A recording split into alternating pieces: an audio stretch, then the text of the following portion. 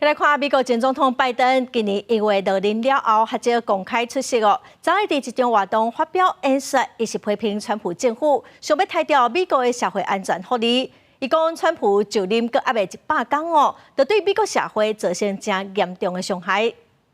Fewer than 100 days, this new administration has done so much damage and so much destruction. It's kind of breathtaking it could happen that soon.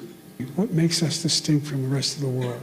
It comes down to basic, in my view, fundamental American values. Nobody's king, nobody's the boss, everybody has a shot.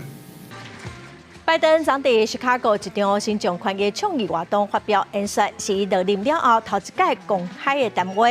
拜登是警告川普政府唔通对社会安全局来抬减预算。拜登嘛批评马斯克主导的政府效率部等部门哦。